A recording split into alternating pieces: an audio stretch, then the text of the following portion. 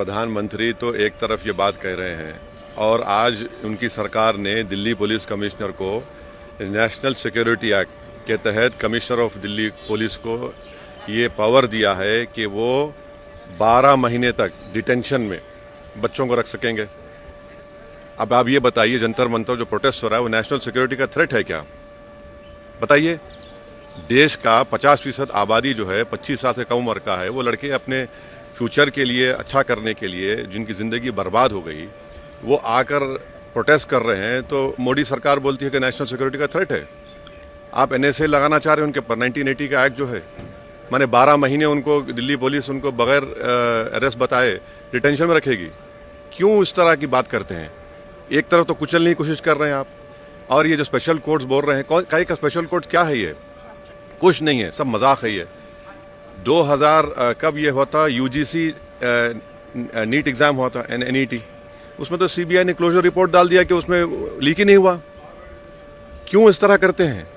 आप एक तरफ स्पेशल कोर्ट बोलते हैं, दूसरी तरफ आप NSA उन पे लगाना चाहते हैं ताकि 12 महीने उनको डिटेंशन में रख सकें बगैर कोई अरेस्ट दिखाए उनको।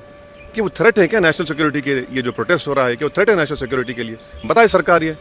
अगर वो नौजवान युवा लड़ रहे हैं, थ्रेट है तो बता दीजिए नेशनल सिक्योरिटी का। ये तो गलत है बहुत। आप इस तरह अगर उनको इस प्रोटेस्ट को क्वेल करेंगे या दबाएंगे, वो दबने वाला नहीं है। आप कंप्लीटली मिसमैनेज कर रहे हैं इसको। इसकी जिम्मेदारी सरकार पर है। सरकार ये कह रही है कि ऑपोजिशन जो है इसको राजनीतिकरण दे रही है, राजनीतिक एक बात बताइए, जो बच्चे मर चुके हैं, किसी इंसान की औलाद थी ना?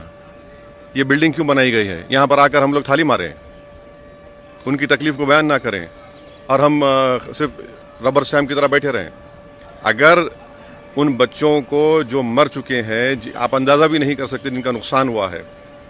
चलिए आप MPs को बोलिए एग्जाम लिखो, एक एग्जाम लिखो फिर दूसरा एग्जाम लिखो।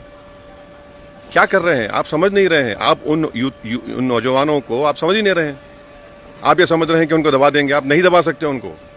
आप जो दबाने की कोशिश कर रहे हैं वो और ताकतवर होंगे, उनकी जिद और बढ़ेगी। आप तो बातचीत ही नहीं करना चाहते। आप तो बोल रहे हैं कि माई वे और द हाईवे। तो गलत है ये। सर, ये जो डिस्कशन की पार्लियामेंट्री अफेयर्स मिनिस्टर ने दोनों हाउस में बोला है, कह रहे हैं हम लगातार अपील कर रहे हैं कि डिस्कशन के लिए आए। जो तमाम एक बात सुनिए, जो इस सरकार का कंटिन्यूअस बिहेवियर रहा है, आंदोलन हुआ एडवोकेट्स का, आंदोलन हुआ किसानों का लाल किले के पास, CAA का प्रोटेस्ट हुआ जिसमें पुलिस ने जामे मिलिया में घुसकर लाइब्रेरी, कैंटीन, हॉस्टल में मारा, एक बच्चे की आंख चले गई, सर पैर तोड़ दिया गया। आप इसी तरह से अगर इस मेथड को अडॉप्ट करेंगे, आपको कुछ हासिल नहीं होगा।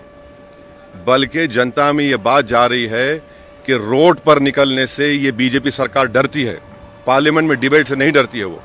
ये इस परसेप्शन को अगर सरकार को तोड़ना है, क्योंकि अगर हम इलेक्टेड रिप्रेजेंटेटिव हैं और जनता ये समझ रही है कि रोड पे निकलेंगे तभी ये सरकार झुकेगी, ये हमारे बात को मानेगी, ये किसी के लिए अच्छा नहीं है। ये सरकार को अपना एक ओपिनियन चेंज करना पड़ेगा, अपना तरीका चेंज करना पड़ेगा। आप हाई कौन सा ग्राउंड है आपका? हम तो जनता के नुमाइंदे हैं ना।